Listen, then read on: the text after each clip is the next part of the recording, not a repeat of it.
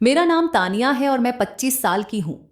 मेरे जेठ मेरे पति को अपनी जायदाद में से कुछ भी नहीं देना चाहते थे। इसकी वजह यह थी कि मेरे पति उनके सौतेले भाई थे।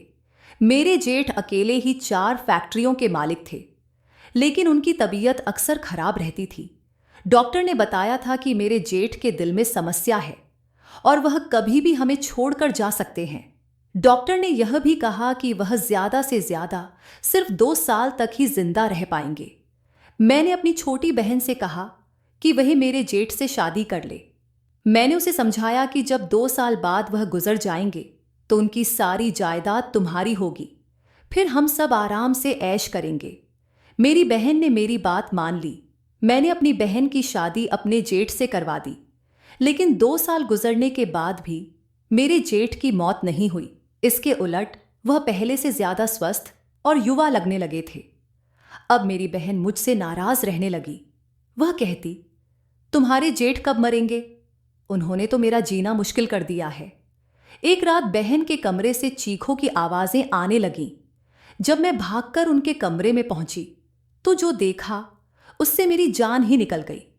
मैं एक गरीब परिवार से ताल्लुक रखती हूं। हम 3 बहनें थीं।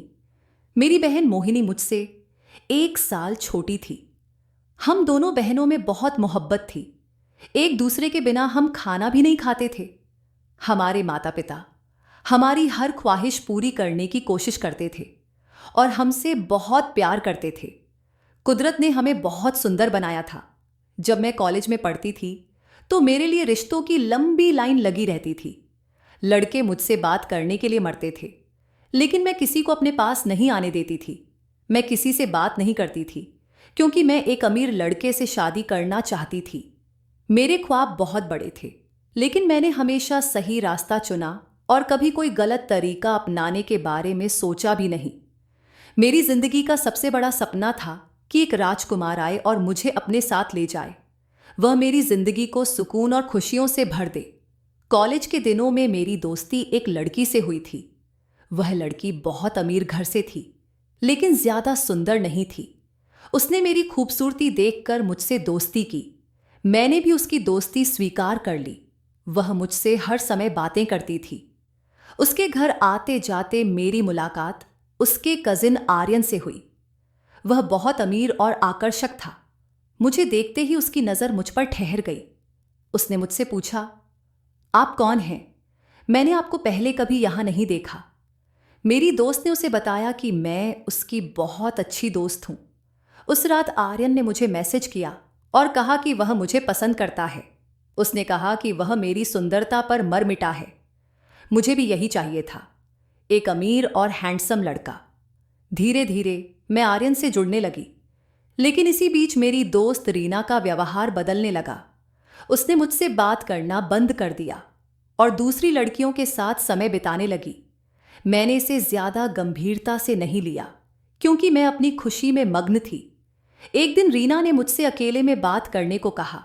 उसने कहा, तानिया, मैं तुम्हें कुछ बताना चाहती हूं। आर्यन मेरा मंगेतर है और हमारी कुछ महीनों में शादी होने वाली है।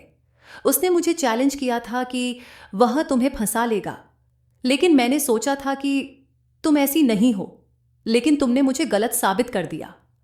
यह सुनकर मैं हैरान रह गई। आर्यन ने मुझे झूठे सपने दिखाए थे। रीना की बातों ने मेरी आंखें खोल दी। मुझे समझ आया कि अमीर बनने के लिए किसी का सहारा लेना गलत था। मैंने अपनी गलती मानी और फैसला किया कि अब मैं अपने दम पर अपनी जिंदगी बनाऊंगी। मुझे सच्ची खुशी तभी मिलेगी जब मैं खुद की मेहनत से अपने सपने पूरे करूंगी। मुझे लगा था कि तानिया, तुम दूसरों से अलग हो, लेकिन मेरे सारे दावे गलत साबित हुए। तुम भी आम लड़कियों जैसी निकली जो मर्द की थोड़ी सी तारीफ पर उनकी तरफ झुक जाती हैं। रीना अपनी बात कहकर चली गई, लेकिन मुझे गहरी सोच में डाल गई। अब हर कोई मुझे मजाक उड़ाता हुआ नजर आता था। ऐसा लगता था जैसे पूरी दुनिया मुझ पर हंस रही हो। घर आकर जब मैंने आर्यन को इन सब बातों के बारे में बताया तो पहले उसने झूठ बोलकर बचने की कोशिश की, लेकिन फिर उसने अपनी गलती मान ली। मैंने उसे बहुत खरी खोटी सुनाई और तुरंत उसे ब्लॉक कर दिया। इसके बाद मैंने उससे कभी बात नहीं की। यह मेरी जिंदगी का सबसे बुरा अनुभव था। लेकिन इससे मैंने एक बड़ा सबक सीखा। इसके बाद मैंने खुद को अपनी पढ़ाई में व्यस्त कर लिया। मुझे दुनिया की कोई परवाह नहीं थी। मैंने ग्रेजुएशन बहुत अच्छे नंबरों से पास किया। एक बार हमारे कॉलेज में बड़ा फंक्शन हुआ। वहां कई अमीर लोग गेस्ट के तौर पर आए। उनमें से एक थे राहिल, जो मुझे देखकर अपना दिल हार बैठे। उन्होंने कॉलेज के रिकॉर्ड से मेरा पता और फोन नंबर निकाला। उसी रात मुझे उनकी कॉल आई। जब उन्होंने अपना परिचय दिया तो मैं हैरान रह गई, लेकिन जल्दी ही खुद को संभाल लिया। उन्होंने कहा कि वह मुझे पसंद करते हैं और मुझसे मोहब्बत का इजहार किया। लेकिन मैं एक खराब अनुभव से गुजर चुकी थी। मेरा दिल अभी भी उस सदमे से उबर नहीं पाया था। इसलिए मैंने उनकी बात का कोई जवाब नहीं दिया और फोन बंद कर दिया। लेकिन वह पूरी रात मुझे कॉल और मैसेज करते रहे। अगले दिन उन्होंने मेरे घर रिश्ता भेज दिया। मेरे घर वाले हैरान थे कि इतने अमीर लोग हमारे घर कैसे आ गए। रिश्ते की बात हुई और कागजात के बाद शादी की तारीख भी तय हो गई। सब कुछ इतना अचानक हुआ कि मुझे यकीन ही नहीं हो रहा था। उस घर में सिर्फ मेरे होने वाले पति राहिल और मेरे जेठ रहते थे। मेरी जेठानी का देहांत हो चुका था और मेरी ननद विदेश में थी। शादी की सारी तैयारियां मैंने खुद की थीं। कभी अपनी बहन मोहिनी के साथ, कभी मम्मी के साथ और कभी उनके ड्राइवर के साथ जाकर मैंने अपनी पसंद की चीजें खरीदी। सब कुछ मेरी पसंद का था। आखिरकार मेरी शादी का दिन भी आ गया।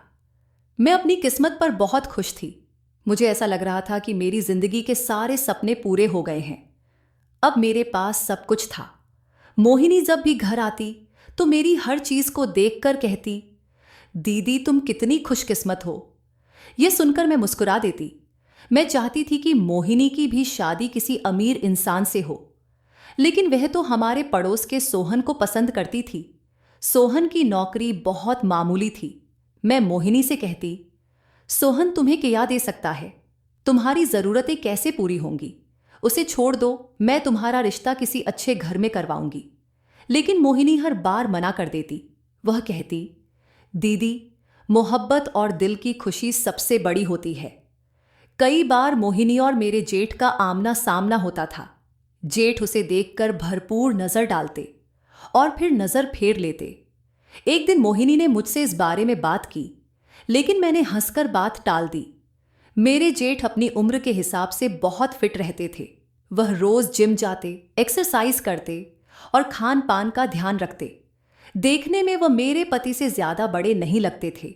शादी के 3 साल हो गए थे और अब मैं एक बच्चे की मां बनने वाली थी। मैं और राहिल इस बात से बहुत खुश थे।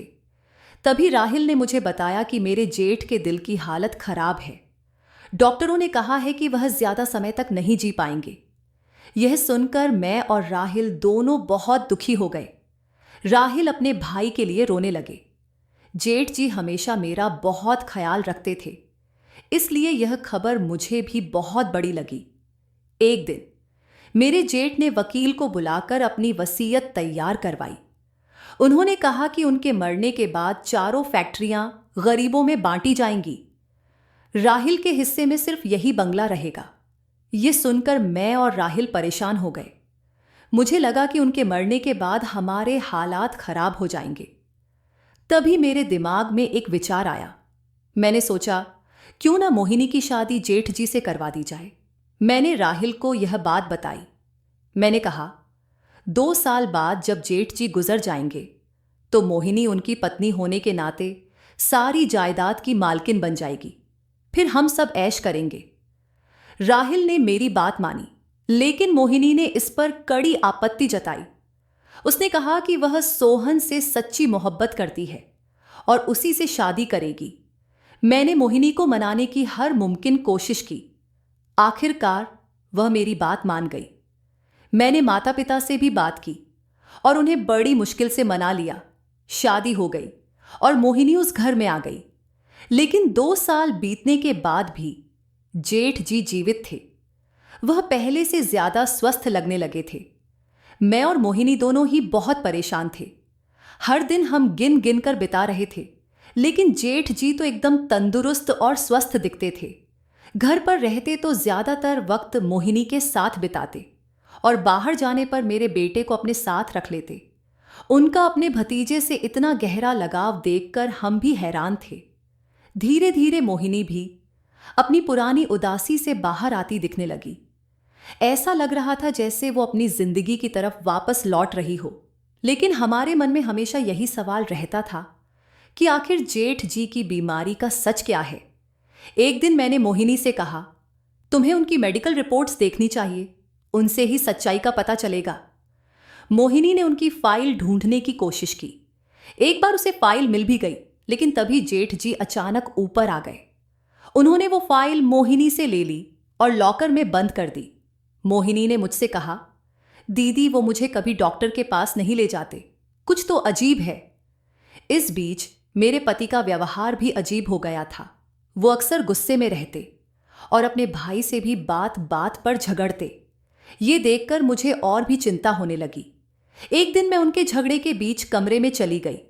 मेरी उपस्थिति से दोनों चुप हो गए। मैंने सोचा, ये क्या हो रहा है? जो भाई पहले एक दूसरे से इतना प्यार करते थे, अब क्यों झगड़ रहे हैं? मैंने अपने पति से पूछा, क्या बात है, आप इतने परेशान क्यों हैं? वो बोले, तुम्हें पता है भाई की बीमारी के बारे में? डॉक्टर ने कहा था कि उनके पास सिर्फ 2 साल हैं, लेकिन तुमने कभी सोचा कि वो इतने स्वस्थ क्यों लगते हैं? उनकी बात अधूरी ही थी कि तभी दरवाजे पर दस्तक हुई। जब मैंने दरवाजा खोला तो मोहिनी खड़ी थी। उसका चेहरा पीला पड़ा था। वो बोली, दीदी मेरी तबीयत बहुत खराब है, मुझे अस्पताल ले चलो। मैं उसे अस्पताल ले गई। वहां डॉक्टर ने जो कहा वो सुनकर मेरे पैरों तले जमीन खिसक गई। मोहिनी मां बनने वाली थी। मोहिनी इस खबर से खुश थी, लेकिन मैं परेशान हो गई। घर आकर जब मैंने ये बात अपने पति को बताई तो उनके चेहरे पर गुस्से और तनाव का मिलाजुला भाव था। वो चुपचाप कमरे से चले गए। अगले दिन भी उनके व्यवहार में कोई सुधार नहीं था। वो बिना नाश्ता किए ऑफिस चले गए। वहीं जेठ जी बड़े खुश और सामान्य लग रहे थे। उनका व्यवहार देखकर मेरे मन में और सवाल उठने लगे। कुछ दिनों बाद मेरे पति ने कहा, हम इस घर से शिफ्ट हो रहे हैं, अब इस घर में दिल नहीं लगता। लेकिन जब मुझे पता चला कि मोहिनी और जेठ जी इस घर में ही रहेंगे तो मैं हैरान रह गई। आखिर ऐसा क्यों? जब मैंने इसका कारण जानना चाहा तो किसी ने कुछ नहीं बताया। नए घर में शिफ्ट होने के बाद मैंने अपने पति से कई बार बात करने की कोशिश की, लेकिन वो हर बार मुझे टाल देते। एक दिन जब उनका मूड थोड़ा ठीक लगा तो मैंने पूछा, आप उस दिन मुझे क्या बताने वाले थे जब मुझे मोहिनी को अस्पताल ले जाना पड़ा? उन्होंने गहरी सांस ली और बोले, अब और छुपाने का कोई फायदा नहीं। पहली बात, मैं तुम्हारे जेठ का सगा भाई नहीं हूं, और दूसरी बात, मेरी भाभी की मृत्यु के बाद भाई अकेले हो गए थे। वो दूसरी शादी करना चाहते थे, लेकिन मैंने उन्हें रोक दिया क्योंकि मुझे लगता था लोग क्या कहेंगे। उन्होंने आगे कहा, जब मुझे पता चला कि भाई की जिंदगी बस कुछ सालों की है तो मैं बहुत परेशान हो गया। लेकिन असली झटका तब लगा जब पता चला कि वो अपनी सारी जायदाद गरीबों में बांटने वाले हैं। इसी लालच में हमने उनकी शादी मोहिनी से करवा दी। ये सब सुनकर मेरा दिल बैठ गया। मुझे समझ नहीं आ रहा था कि मैंने अपनी बहन को किस परिस्थिति में डाल दिया, लेकिन अब सब कुछ मेरे सामने था। फिर एक दिन मैं अपने भाई के डॉक्टर से मिलने गया। डॉक्टर ने मुझसे कहा, तुम्हारे भाई बिल्कुल ठीक हैं, उन्हें सिर्फ हल्का सा दर्द था जिसकी दवाई मैंने दे दी थी। यह सुनकर मैं चौंक गया। जब मैंने भाई से इस बारे में पूछा तो उन्होंने सच्चाई बताई। भाई ने कहा, यह सब मैंने इसलिए कहा क्योंकि मैं दूसरी शादी करना चाहता था, इसलिए बीमारी का बहाना बनाया और सब कुछ प्लान कर लिया। यह सुनकर मेरा मुंह हैरत से खुला रह गया।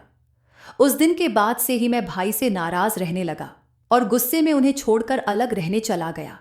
मैंने अपने पति से कहा, आपको ऐसा नहीं करना चाहिए था। उन्होंने जो किया वह गलत हो सकता है, लेकिन जो आपने किया वह भी ठीक नहीं है। अगर वे दूसरी शादी करना चाहते थे तो इसमें गलत क्या है? पाप करने से अच्छा है कि इंसान शादी करके अपनी जिंदगी को सही दिशा दे। मैंने उन्हें समझाया, आपके भाई ने जो किया वह शायद अपने तरीके से सही था। अब अपने दिल से यह गुस्सा निकाल दीजिए। मेरी बात सुनकर मेरे पति थोड़े शांत हो गए। मेरी बहन मोहिनी ने भी अपने जेठ को समझ लिया था और उनके साथ खुशी खुशी रहने का फैसला कर लिया। अगले दिन हम मोहिनी और जेठ से मिलने गए। हमें देखकर वो बहुत खुश हुए। मोहिनी को खुश और सुकून में देखकर मुझे समझने में देर नहीं लगी कि उसे सच्चाई का पता है और उसने इसे स्वीकार भी कर लिया है। दोस्तों, मुझे उम्मीद है कि आपको हमारी यह कहानी पसंद आई होगी। अगर कहानी पसंद आई हो तो वीडियो को लाइक करें। अगर आप चैनल पर नए हैं तो चैनल को सब्सक्राइब जरूर करें और नोटिफिकेशन बेल दबाना न भूलें ताकि हमारी अगली कहानी आप तक सबसे पहले पहुंचे।